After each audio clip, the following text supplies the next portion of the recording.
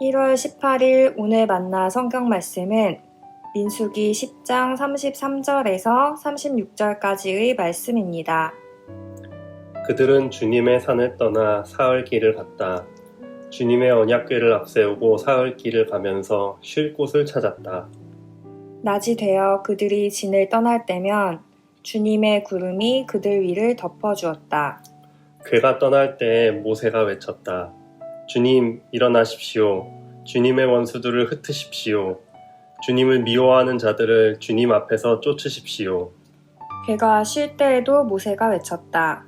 주님, 수천만 이스라엘 사람에게로 돌아오십시오. 아멘. 오늘 만나로 만나주시는 하나님을 기대합니다. 세계에서 가장 높은 산은 에베레스트 산이죠. 많은 산악인들이 이 에베레스트 산을 정복하기 위해 도전해 왔습니다.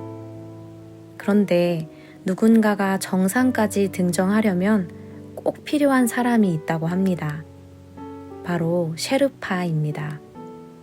셰르파는 네팔의 산악지대에 살고 있는 민족입니다.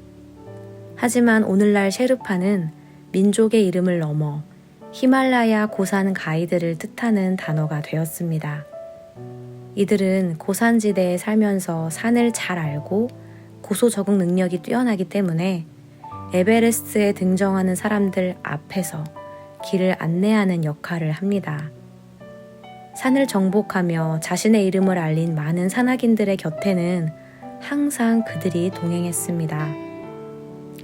오늘 말씀에는 광야길의 가이드가 등장합니다. 33절 말씀입니다. 그들은 주님의 산을 떠나 사흘 길을 갔다. 주님의 언약궤를 앞세우고 사흘 길을 가면서 쉴 곳을 찾았다. 언약궤는 아무것도 보이지 않는 광야에서 이스라엘 백성들이 가야 할 길을 안내했습니다. 이스라엘 백성들이 광야길을 걸어갈 때 이 언약궤가 앞장섰고 그 위에는 여호와의 임재를 나타내는 구름이 덮여 있었습니다.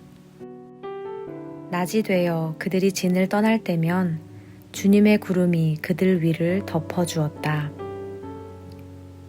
언약궤가 앞서가면서 했던 일은 무엇일까요? 언약궤는 앞서가며 이스라엘 백성들이 쉴 곳을 찾았습니다. 언약궤를 맨 사람들이 이스라엘이 쉴 곳을 찾고 거기 머물면 사람들도 그곳에 도착하는 대로 장막을 치고 쉬었을 것입니다. 하나님께서는 광야에 길을 내실 뿐 아니라 이스라엘을 쉼으로 인도하셨습니다. 언약궤가 이스라엘 사람들보다 앞선다는 것은 어떤 의미일까요? 언약궤가 이스라엘 사람들보다 앞에 있을 때는 방어에 취약한 상태였습니다. 적들이 나타나면 제일 먼저 공격을 당할 뿐 아니라 빼앗길 수도 있었습니다. 그럼에도 불구하고 하나님께서는 언약궤를 뒤에 두어서 사람들로 하여금 그것을 보호하게 하지 않으시고 오히려 앞서게 하셨습니다. 언약궤가 하나님의 임재를 나타낸다는 점을 생각할 때 하나님께서는 언제나 백성들의 위험보다 앞서 그들을 보호하고 인도하시는 분임을 깨닫게 됩니다. 산악인들이 높고 험난한 산을 오를 때 앞서가며 안전한 길로 인도하는 셰르파처럼 이스라엘 백성들이 광야길을 걸을 때에 쉴 만한 곳으로 인도했던 언약궤처럼 우리의 인생을 평안한 길로 인도하실 분은 오직 하나님이심을 믿으며 살아가길 소망합니다. 오늘 하루도 우리 앞에 어떤 일이 펼쳐질지 알 수 없지만 주신 말씀 붙들고 하나님만 의지하며 살아내는 하루 되시길 간절히 소망합니다. 기도하겠습니다. 광야와 같은 인생길의 길잡이 되시며 안내자 되시는 하나님 감사합니다. 이스라엘 백성들이 언약궤를 따라 나아갔던 것처럼 우리도 올 한 해 하나님의 말씀 붙들고 하나님과 동행하며 살아가게 하옵소서.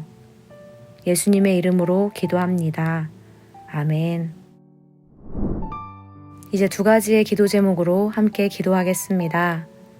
첫째로 말씀을 기억하며 기도하기 원합니다. 날마다 우리의 인생길을 지도하실 하나님을 바라보게 하옵소서.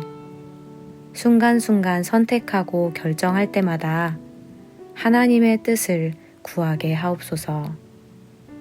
둘째로 차세대와 광성학원을 위해 기도하기 원합니다.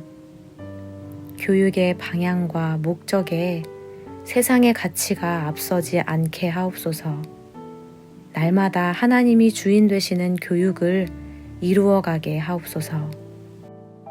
이렇게 기도하신 후에 개인의 기도 제목으로 계속해서 기도하시겠습니다.